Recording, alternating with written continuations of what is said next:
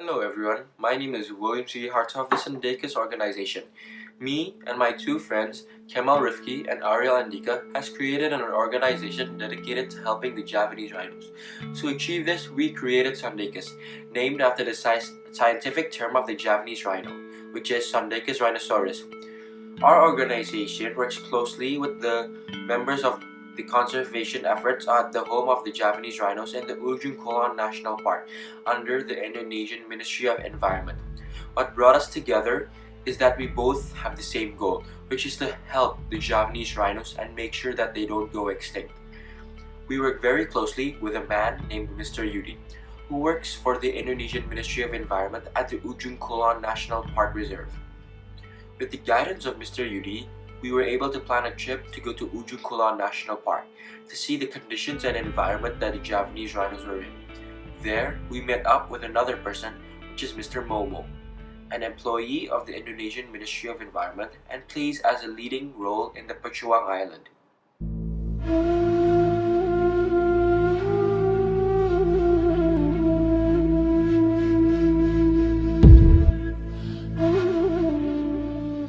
The Javan Rhinoceros, also known as the Sunda rhinoceros or lesser one-horned rhinoceros, is a very rare member of the family Rhinocerotidae and one of 5 extant rhinoceroses.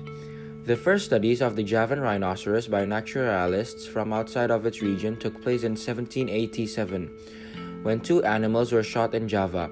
The skulls were sent to the renowned Dutch naturalist Petrus Camper, who died in 1789 before he was able to publish his discovery that the rhinos of Java were a distinct species. In the home turf, the Ujong Kulon Peninsula of Java was devastated by the eruption of Krakatoa in 1883. The Javan rhinoceros recolonized the peninsula after the event, but humans never returned in large numbers, thus creating a haven for wildlife. In 1931, as the Javan rhinoceros was on the brink of extinction in Sumatra, the government of the Dutch East Indies declared the rhino a legally protected species, which it has remained ever since. Although the rhinos in Ujong Kulon have no natural predators, they have to compete for scarce resources with wild cattle, which may keep their numbers below the peninsula's carrying capacity. Once widespread in Southeast Asia, the Javan rhinoceros was presumed extinct in Vietnam in the mid-1970s, at the end of the Vietnam War. The combat wrought havoc on the ecosystems of the region through use of napalm, extensive defoliation from Agent Orange, aerial bombing, use of landmines, and overhunting by local poachers. The Javan rhino is now confined to the lengths of Ujong Kulon National Park, located in Banten province on the extreme southwest tip of the highly populated island of Java, has the best and most extensive lowland forest remaining on the island. Throughout natural disasters, centuries of human tampering, and a final realization, all there left are a small population in the peninsula, a population of 67 animals for what was once the most widespread species of rhinoceros in the world. This is it. All 67 rhinos. All 67 left. All 67 is not enough. To understand the true scale of this ecological issue, we go directly to the Ujong Kulon Peninsula. Our trip, which starts with a 6-hour bus trip from the capital, takes us to Sumur, a fishing town on the southeasternmost point of Java accessible by road. We then venture to the national park, specifically to the Pacuang Island, the ground of operations for ecological projects in the peninsula. In a visit from Pacuang Island, we were able to interview a resident world-renowned photographer. He works for the Ujong Kulon administration and cooperates with countless conservation groups from the World Wildlife Foundation, the International Rhino Foundation, and many others. In addition, sections of the interview had been censored due to the private nature of the specific information.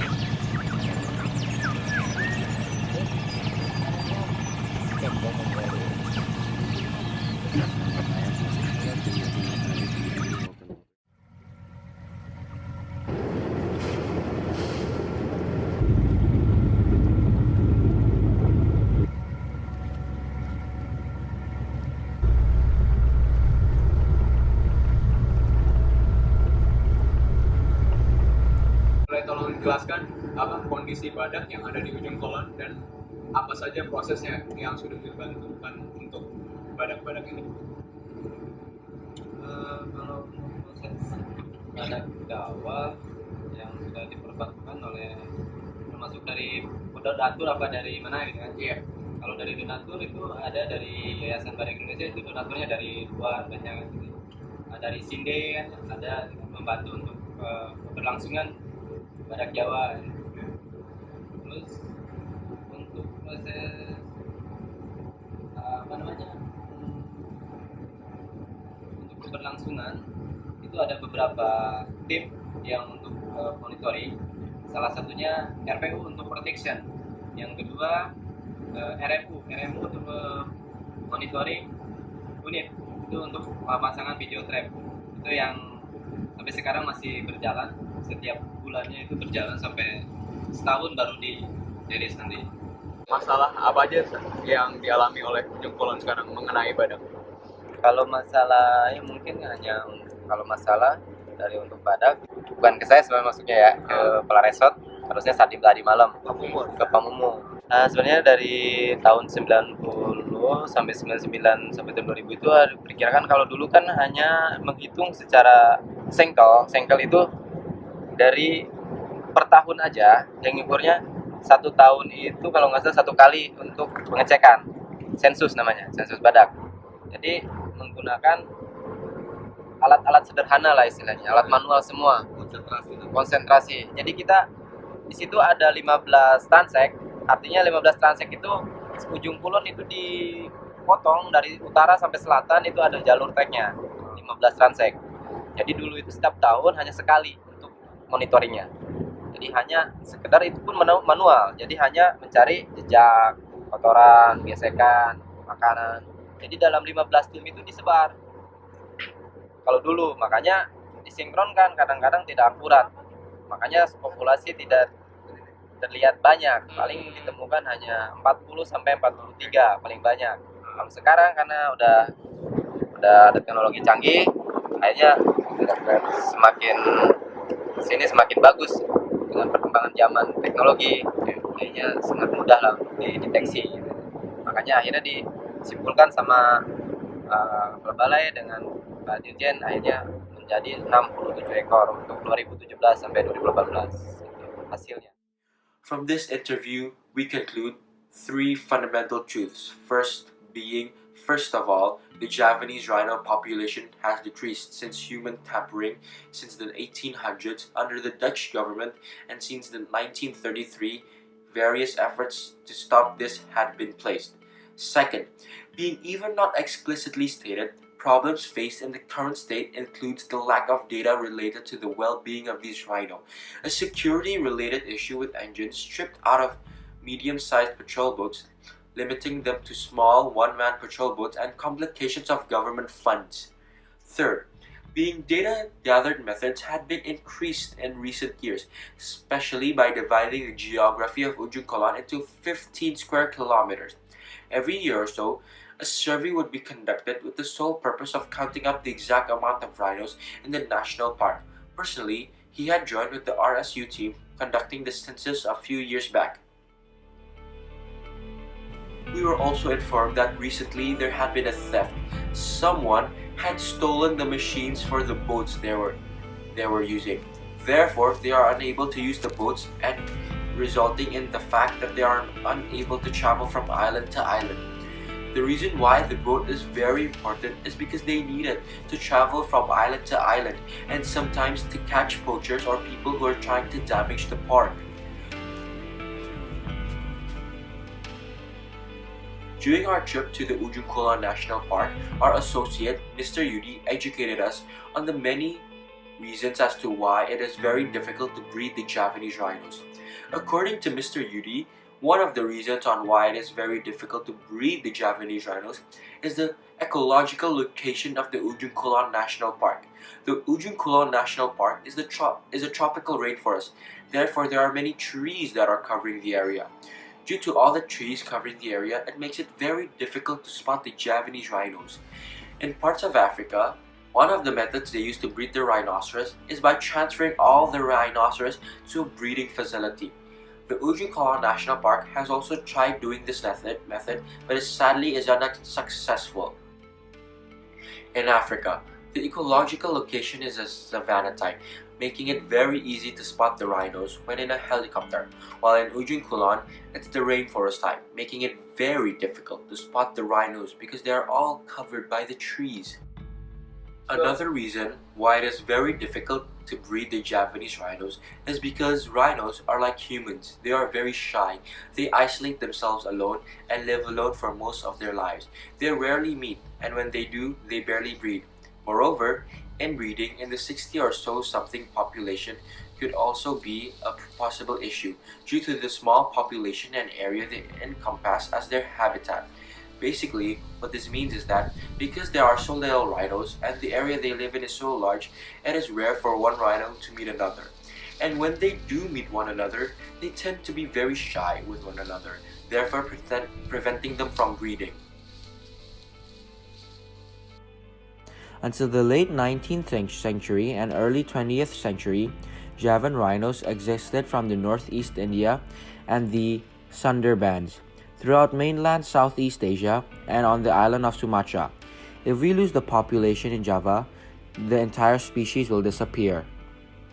Preservation activities have been carried out at Ujong Kulon, but since all of the rhinoceroses are together in just one location, there is a danger of them being wiped out in a single disaster or outbreak of disease. Because the threat of extinction is so critical, some of these animals will need to be removed and taken to a new safe location.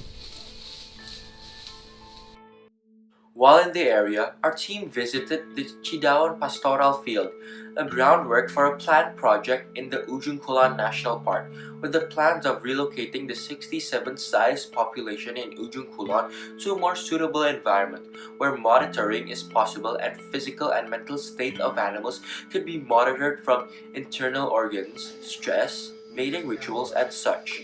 This is vital to the conservation efforts because of where they are placed in currently, the Ujong Kulon National Park. While seemingly just a patch of open land, this would be the center of the rhinos' relocation process. Rhinos are currently scattered all over the hundreds of square kilometers in the Ujong Kulon Park Peninsula. Moreover, through the rising tides, pollution, tourism, and general human tampering, this place would become less and less safe for the shy Javanese rhinoceros. And in the fear of another Krakatoa-like eruption, a tsunami, or an earthquake, the rhinos are threatened, which calls for change in the form of relocation. This is done by first of all decreasing the habitat area naturally, through mental cues allowing the rhino's path to intercept the field. Once in the field, it is hopefully incapacitated and extracted to its new habitat.